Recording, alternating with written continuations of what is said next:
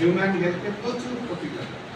আরও কিছু প্রাণী থেকে ছড়ানো আরও কিছু জেনেটিক ডিজিজ আছে, যেমন আপনারা নাম শুনছেন লাইভ স্টকের অ্যানথ্রাক্স একটা বিরাট জেনেটিক ডিজিজ, এটি হিউম্যান হেলথকে বিরাট ক্ষতি করে।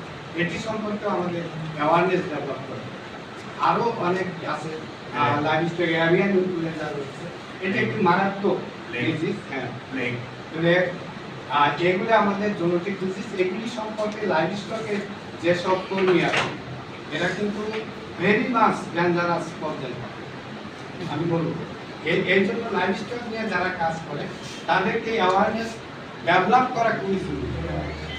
লাইভ স্টকের যেসব কর্মীরা কাজ করে আপনাদের অবশ্যই কাজ করার সময় গামবুট করা উচিত, গ্লোভস করা উচিত, করা উচিত, কিন্তু আমাদের যদি কোনো দিন আমরা অ্যাওয়ারনেস কোথায় হবো আর অ্যাওয়ারনেস নিয়ে সবাই ভেটেরিনারিয়ানরা আসলে প্রোটেক্টিভ ওয়ার্ড চেয়ে আনপ্রোটেক্টিভ বেশি থাকে, যার কারণে আমাদের মাধ্যমে এই রোগটি ছড়াইতে পারে, এটিও আমাদের খেয়াল রাখতে হবে। আমি এই ডিজিজ সম্পর্কে বলবো যে আমাদের যেসব পোষা প্রাণী এগুলি সম্পর্কে আমরা যত্ন নিব, কিন্তু তাদের প্রতি মানবিক, যদি তারা কখনো উচ্ছৃঙ্খল হয়ে যায় সাথে সাথে তাদের সাথে উচ্ছৃঙ্খল হওয়া যাবে না, তাদের প্রতি মানবিক হয়ে তাদেরকে কন্ট্রোলের মেজার নিতে হবে।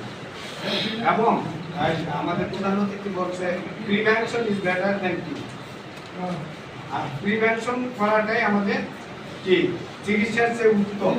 এই জন্য আমাদের ভ্যাকসিনেশন, আমাদের যেসব পোষা প্রাণী আছে এদেরকে আমাদের ভ্যাকসিনেশন করতে হবে। তার আগে আমাদের কিছু কাজ আছে, সেই কাজকে আমাদের লাইভ স্টকের যেসব কর্মী আছেন আমি অনুরোধ জানাবো যে আপনারা আজ থেকে আমাদের প্রতিটা খামারি পর্যায়ে, প্রতিটি ফ্যামিলি পর্যায়ে, প্রতিটি একদম ধরে ধরে গিয়ে অন্তত পক্ষে 2-3টা সাজেশন দেবেন। আপনারা কেউ দেন না, আমি জানি একটা লোকও দেন না যে আমরা লাইভ স্টকের কর্মী যারা আছেন খালি বাড়ি যান, চিকিৎসা করে চলে আসেন, আর প্র্যাকটিস করে টাকা নিয়ে আসেন, না হলে একটি পরামর্শ আপনার, যেটি আমাদের জন্য বড় গ্যাপ। এই গ্যাপটি দূর করুন লাইভ স্টকের লোকজন, সেটি কি যে আপনি বলবেন যে আপনি কুকুর বিড়ালে যখনই প্রথমে কামড় দিবেন তাকে প্রথমে সাবান পানি দিয়ে, খাস জাতীয় সাবান দিয়ে 10 থেকে 15 মিনিট ওয়াশ করুন, ফ্লোরিং ওয়াটার।